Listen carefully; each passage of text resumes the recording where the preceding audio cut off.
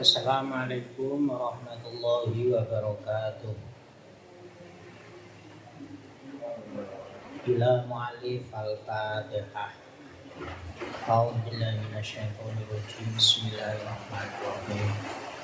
Alhamdulillahi rabbil alamin arrahmanir rahim maliki yaumiddin. Iyyaka na'budu wa iyyaka nasta'in ihdinas siratal mustaqim. Siratal ladzina an'amta 'alaihim ghairil maghdubi 'alaihim waladdallin. Amin. Bismillahirrahmanirrahim. Hadi buyutun min kitabil Qushayni maqala ba'da sholatina wa tusallimu li Muhammadin wa li alihi wa sahabatihi madara syamsun fis samai wa anjum. Kitab ini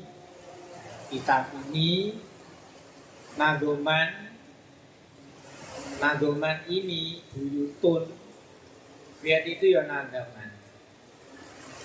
Boleh dikatakan bahar ini, nadoman ini, bait ini ciptaan Syekh Zainuddin bin Ali bin Ahmad Asy-Syafi'i Al-Qushayni Al-Fannani Al-Malibari. Kalau kitab tengahnya ini sarahnya karya Imam Nahwawi Umar. Tapi kalau bait atau nadoman ini karangan Syekh Qushayni. Setelah membaca sholawat dan salam kepada baginda Muhammad Sallallahu Alaihi Wasallam dan kepada keluarganya, sahabatnya, selama matahari berputar di langit, begitu juga bintang-bintang berputar di langit. Ini doanya Syekh Qushayni. Imanuna bid'un wa ainun syu'bah yastakmilan ha ahlu fadlin ya'dumu. Iman kita atau cabang iman kita itu lebih dari 70. Kalau dijumlahkan 77. Bid'un itu lebih, wa ainun abajadun hawazun khatoyakun lamanun sa'afasun. Jadi jumlahnya itu ada 77 cabang. Yakni annal khisola al mutafarri'ata anil imani sab'un wa sab'una. Maksudnya ibadah-ibadah yang menjadi cabang daripada iman itu jumlahnya 77. Sab'un wa sab'una. Sampun itu 7, wasapuna 70. Kama qolahu, seperti yang disabdakan oleh Rasulullah Sallallahu Alaihi Wasallam. Al-imanu bid'un wasab'una syu'batan. Cabangnya iman itu ada 7 dan 70. Fa'afdoluha qawlu la ilaha illallah. Cabangnya iman yang 70 yang paling utama adalah zikir la ilaha illallah. Ini pokok atau dasar atau usul daripada iman. Soal masalah aras-arasen poso, aras-arasen sholat, aras-arasen ibadah itu sudah merupakan cabang. Tapi kalau dasarnya iman yaitu la ilaha illallah. Itulah cabang iman yang paling tinggi, paling dasar. Karena tiada Tuhan selain Allah. Bahasanya itu kalimat yang absolut, ora kena ora. Tiada Tuhan selain Allah. Wis mesti. Sedangkan sholat ono sing sedekah, ono sing tangani nalika Allah bar diangkat, ono sing gak diangkat, itu sudah merupakan fardu cabang. Bahasanya tidak perlu diperdebatkan. Ono sing ngacung asyhadu alla ilaha illallah, ngacung anteng, ono sing diubah-ubahke, itu sudah merupakan far'un atau cabang, tidak perlu diperdebatkan. Sing menjadi repot ki jane ya sing usil menunggu. Ada yang sholat memakai kunut ketika subuh, ada yang tidak. Itu juga tidak perlu diperdebatkan karena itu sunnah. Arepe nglakoni karepmu, gak nglakoni karepmu. Cuman kadang-kadang yang tidak toleransi itu ya, mestinya kalau kita sholat dengan Muhammadiyah kuno ora kuno yo kene melu ora kuno. Sebaliknya orang Muhammadiyah ikut sholat dengan wong NU nganggo kunut yo melu nganggo kunut. Bahkan kalau nek penjenengan tiap hari itu ikut sholat tarawih, mengikuti sholat tarawih di Masjidil Haram, dari Ramadan pertama itu witir yang terakhir itu mesti ono dongane, donga kunut suwi malahan. Nek kali donga kunut subuh niku malah lebih lama. Jadi awit pertama Ramadan. Kalau kita kan mulai dari nisful akhir, berarti mulai tanggal 16 Ramadan. Tapi kalau di Masjidil Haram itu malah awal Ramadan itu sudah ada doa. Ya doanya kuno, doanya itu macam-macam malah panjang. Mungkin itu kalau tidak keluar ada 10 sampai 1/4 jam doanya. Ya. Ngono arep diarani bid'ah utawa apa bahasane ora sunah Rasulullah, nyatane seperti itu. Tapi itu sudah merupakan far'u bukan dasar. Yang dasar jelas bahwasanya itu la ilaha illallah. Wa adnaha imatatul adza anit tariqi wal haya'u syu'batun minal iman rawahul muhaddisun. Sedangkan cabang iman yang paling rendah, kualitasnya sing paling cendek diri, yaitu menghilangkan kotoran di jalan. Wis oleh ganjaran imatatul adza. Sing paling tinggi cabangnya iman itu adalah dasar, yaitu la ilaha illallah. Sing paling rendah derajatnya tetap mendapat pahala, yaitu di jalan misalkan ada batu atau bata. Kok kira-kira wong liwat ku nek numpak sepeda motor iki iso apa kan jenenge? Iso tiba, iso ngrunjal, itu kita buang, kita hilangkan, itu sudah merupakan cabang iman. Bahasanya oleh ganjaran. Upamane ono liwat kok kita ono paku, mengko nek ono wong liwat montore mesti iki bocor nek kena paku kita hilangkan, kita pinggirkan. Itu sudah termasuk cabangnya iman. Wal haya'u syu'batun minal iman. Begitu juga rasa malu. Rasa malu itu maksudnya malu terhadap kemungkaran.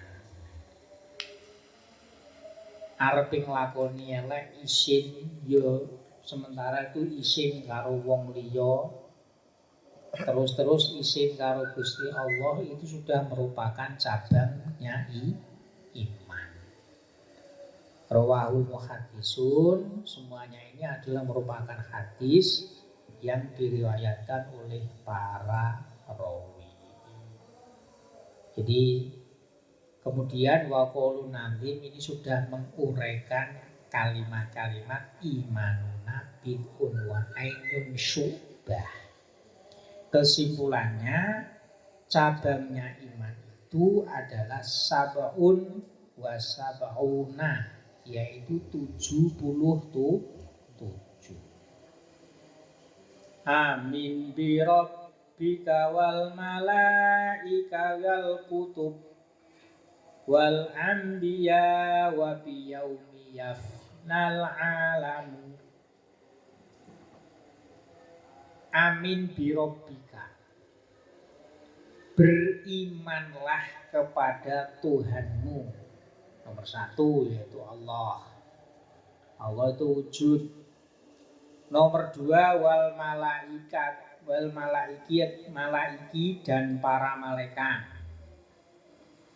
Yang nomor 3 wal kutubi, dan iman kepada kitab-kitab Allah yang diturunkan para nabi. Wal anbiya, nomor 4 iman kepada para nabi. Wa biyaumi yafnal alamu, nomor 5 iman kepada hari akhir di mana jagat raya atau alam ini akan sirna. Wa biyaumi yafna, lan kelawan dinoni rusak opo al-alamu alam. Amin bi rabbika wal malaiki wal kutub wal anbiya wa bi yaumi yafnal alamu. Zakaron nazimu fi hadzal baiti khamsa syu'abin. Dalam nadhoman ini, bait ini, syair ini boleh, bakhar ini boleh. Piye Nabi menerangkan cabang iman sebanyak 5.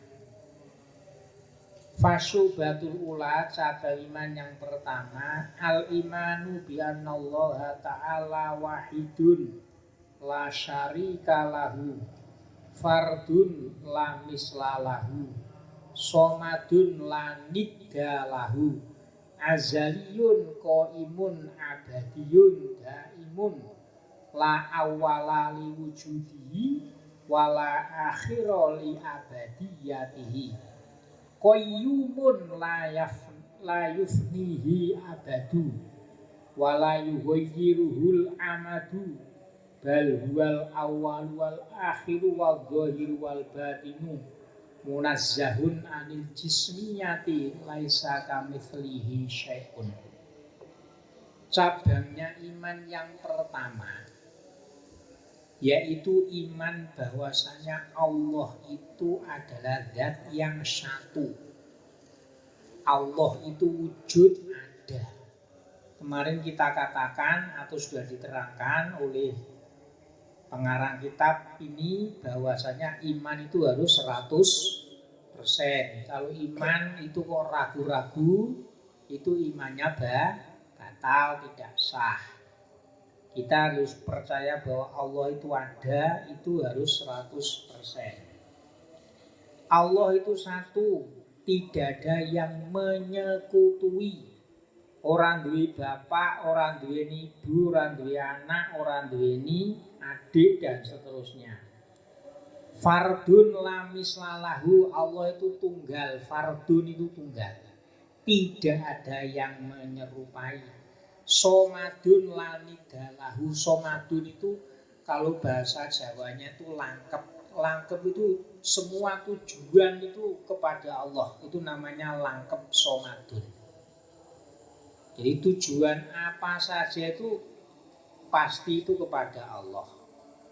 Tidak ada yang menyerupai. Azaliyun di zaman biyen, qaimun berdiri sendiri, abadiun selama-lamanya, daimun langgeng, tidak ada awal wujudnya, wala akhir, tidak akhir untuk keabadiannya. Ngeten. La awala wujudi. Kalau kita itu wujud atau lahir didahului dengan kita tidak ada. Jadi seperti kita itu lahir, itu kan didahului dengan tidak ada. Jadi cara rohani mbiyen lahir tahun piro? Tahun piro? 76. Aku menangi kuwi dikandung ibumu mbiyen. Mbiyen dalane rendeng niki jeblok. Mergo dilewati keburu. Nah, 76 sadurunge 76 kuwi iki kan ora ana. Lah, onone rohani ini didahului dengan tidak ada. Kalau Gusti Allah itu ora ngono iku. Wis pokoke langsung ngono wae kapan jombok. Jadi kalau Zula itu tahun 8 piro lahir? 93. Sebelumnya itu kan tidak ada kamu. 93 itu didahului dengan tidak ada. Didahului dengan tidak adanya Zula. Itu namanya orala awal. Nek awal liwujudi, Allah itu awal, tidak ada yang mendahului. Dan yang paling akhir abadi selama-lamanya, surano akhire, mbene ning zaman akhir ning swarga ya selama-lamanya, ning nggone neraka ya selama-lamanya. Berakhire kapan? Ya ora ono berakhire. Qayyumun la yafnil abadu. Qayyumun, Allah itu berdiri sendiri, tidak butuh bantuan, itu qayyumun. Dan tidak akan pernah merusak keabadian Allah, itu tidak akan ada yang merusak. La yafnihil abadu.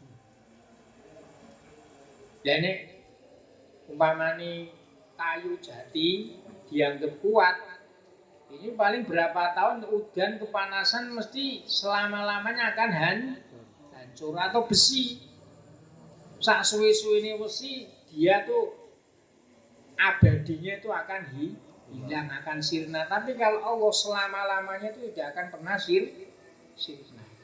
Wala yughayyiruhul amadu, dan Allah tidak akan dirubah oleh masa. Masa kapan? Ya kapan saja. Allah itu prinsip qayyumun, tidak akan berubah.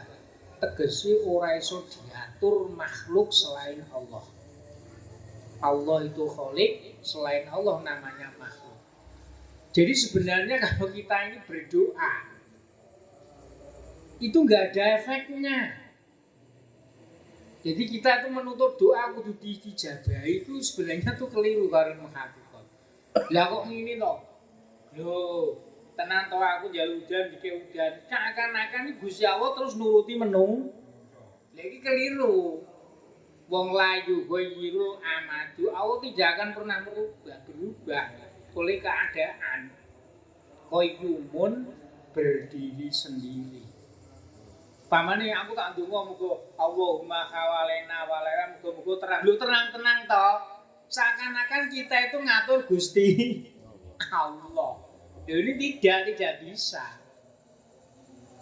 Jadi doanya manusia itu sebenarnya itu menurut hakikat itu tidak ngefek, tidak bisa merubah keputusan Gusti. Doa itu hanya mukhul ibadah. Doa itu sebagaimana bahwasanya kita itu butuh, kita menunjukkan bahwa kita itu lemah, segala sesuatunya itu yang kuasa itu adalah Allah Subhanahu wa Ta'ala. Jadi nuntut, jadi donga iki mulane wong alim-alim ki ra patek donga malah. Kalau orang mengerti itu malah enggak donga, wong donga itu orang ngefek. Ya kok ngefek piye? Ya berarti Gusti Allah itu nek ngefek itu diatur oleh manusia. Padahal Allah itu qayyumun la yughayyirul amadu, tidak akan berubah oleh situasi dan kondisi. Bahkan balwa, balik Allah itu zat yang awal, yang akhir, yang jelas-jelas ada matahari, ada langit, ada hujan. Kuwi sing gawe sapa nek ra Gusti Allah ku zahir. Wis ketok ana panas, ana mendung dan seterusnya itu zahir. Apa maksudnya Gusti Allah kita itu kalau didelok kaya ngene bukan begitu. Tanda-tandanya kalau Allah itu jelas namanya zahir wal batin. Dan batin, kalau batin ini tidak perlu diomongkan, yang bisa merasakan hati kita dengan kehadiran Allah. Munazzahun anil jismiyati laisa kamitslihi syai'un. Dan Allah itu dibersihkan dari apa ya? Apa jenenge unsur-unsur jismiyah itu unsur. Gusti Allah ki koyo ngene iki lho. Gusti Allah koyo ngene iki lho. Ini tidak bisa. Kalau kita itu unsurnya kan ada daging, ada tulang, ada apa namanya darah. Kemudian tumbuh-tumbuhan unsurnya itu ya kayu, daun-daun itu ada unsurnya. Tapi kalau Allah itu munazzahun anil jismiyah tidak enek unsuri. Lah kaya apa? Ya ora kaya apa-apa. Poso dibayangke ora iso dibayang. Laisa kamitslihi syai'un. Ora ana sing nyerupani Allah sama sekali. Saiki cara digawe logisnya kita itu membuat contoh. Jadi misalkan HP iki sing gawe iki Zula. Mosok HP iki padha karo Zula. Ora mungkin. Terus kita iki sing gawe yo menungso lewat percetakan. Mosok sing diciptane iki padha karo sing nyiptane jelas ora padha. Ya semono uga. Mamane meja iki sing gawe iki rokani. Mosok mejane padha karo rokani, tidak mungkin. Lah kaya apa? Ya ora kaya apa. Apa karena semua selain Allah di muka bumi di jagat raya ini adalah makhluk, sedangkan khaliknya itu adalah Allah Subhanahu wa ta'ala. Ini cabang yang nomor ini, yang pertama, bahwasanya kita wajib iman kepada Allah. Wasyubatu saniyatu al-imanu bil malaikati. Cabangnya iman yang nomor 2 yaitu iman dengan para malaikat. Bi antusaddika biwujudihim wa bi annahum ibadun mukarramuna utawa mukramuna la ya'sunallaha ma amarahum wa yaf'aluna ma yu'marun. Wahum ajsamun latifatun dawatu arwahin ja'alallahu lahum quwwatan alat tasyakuli bi askalin mukhtalifatin hasanatin. Cabangnya iman yang nomor 3 yaitu iman kepada para malaikat. Bahasane cara digawe gampang, malaikat itu adalah apa itu namanya khodim-khodim atau pembantu-pembantu di Gusti Allah. Lah kok nek ana pertanyaan kok Gusti Allah jadi mampu sembarangan nih kok njaluk bantuan para malaikat. Itu bukan begitu. Pengijazantahan itu adanya malaikat itu menunjukkan bahwa kekuasaannya Allah itu absolut. Istilahnya malaikat iki digawe sing iso mindo-mindo, menyerupai. Nah, bagaimana kita itu iman dengan para malaikat? Kita itu harus tasdik. Kita itu harus yakin, meyakini, membenarkan dengan wujudnya para malaikat. Malaikat itu hamba-hamba Allah yang dimuliakan. Mereka tidak pernah durhaka kepada Allah dengan apa yang diperintahkan. Dan mereka selalu mengerjakan dengan apa yang mereka perintahkan. Mereka adalah merupakan unsur-unsur yang lembut, punya roh, dan Allah menjadikan mereka, para malaikat, kekuatan untuk bisa tasyakul itu kalau bahasa Jawanya itu mindo-mindo. Mindo-mindo itu apa?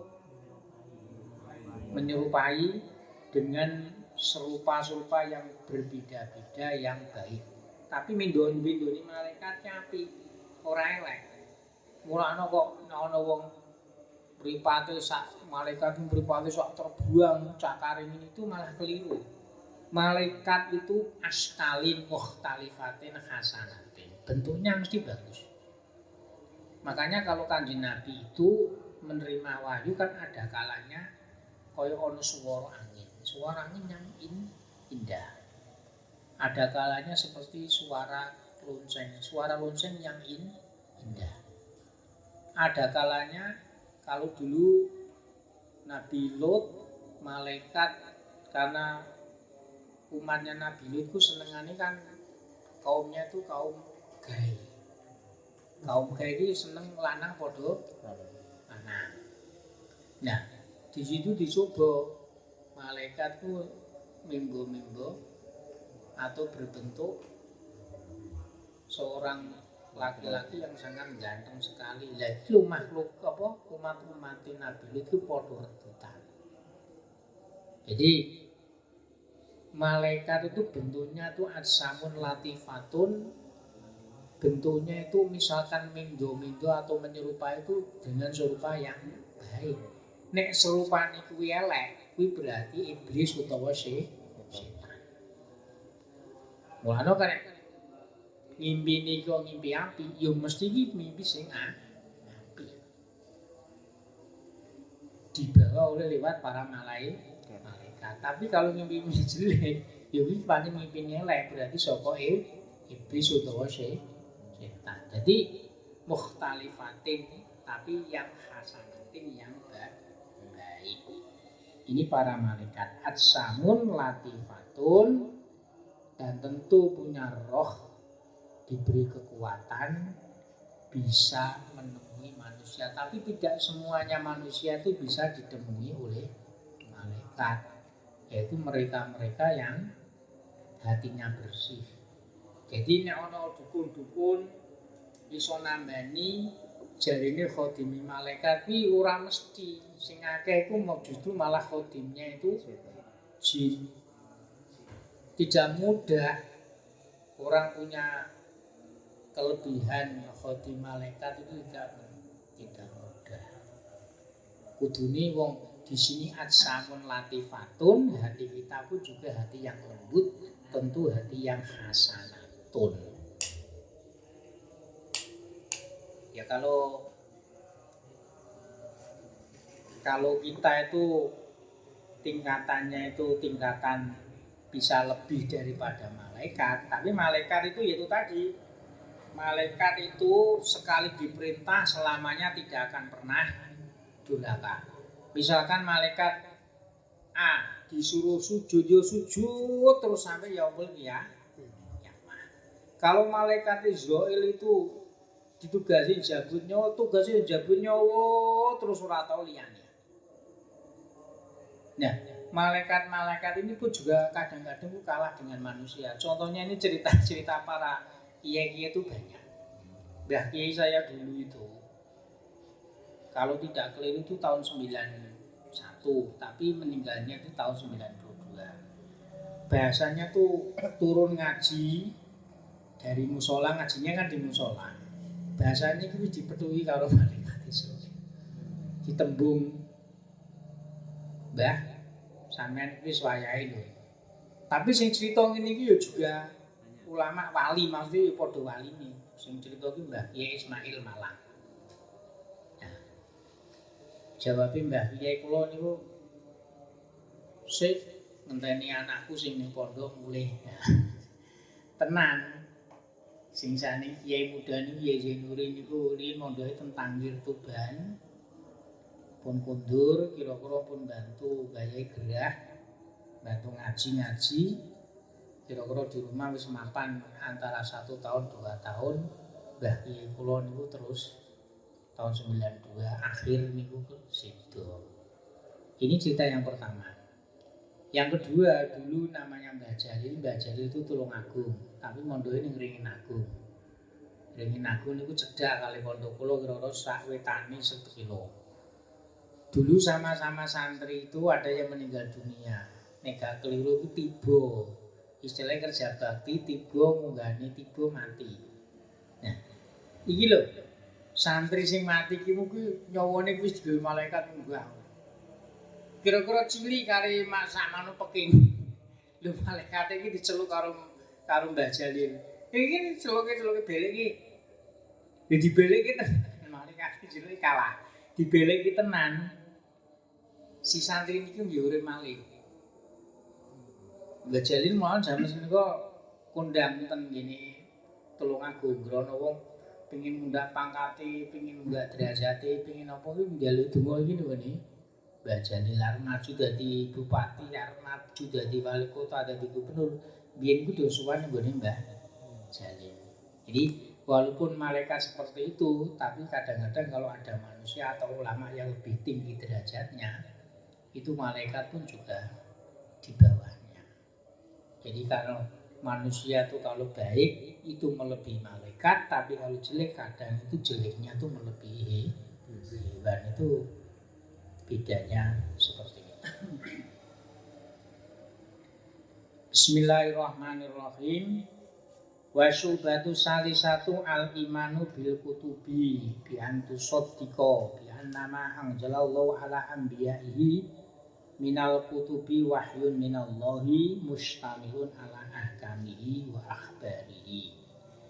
Cabang iman yang nomor 3 yaitu iman dengan kitab-kitabnya Allah.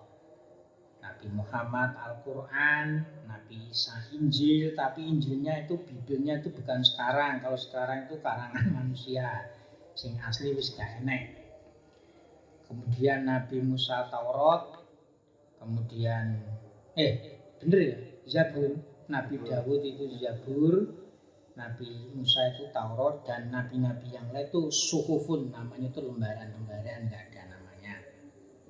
Di mana semuanya kitab-kitab itu diturunkan para nabi oleh Allah menjadi wahyu, di mana kitab-kitab itu memuat beberapa hukum-hukumnya Allah dan juga cerita-cerita para nabi, orang-orang yang soleh.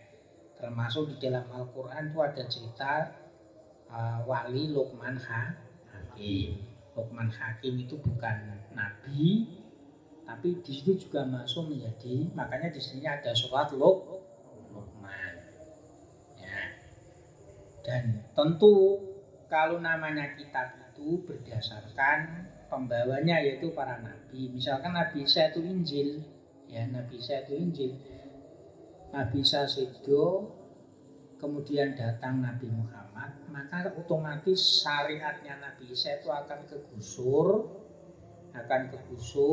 tergantikan, dinasah dengan syariatnya Nabi Muhammad. Enggak, mulanya syariatnya Nabi satu mulai dari Nabi Adam sampai Nabi yang lain tidak sama. Nabi Adam boleh. Jadi setiap ibu Hawa itu kan melahirkan anak kembar lanang wedo, lanang wedo.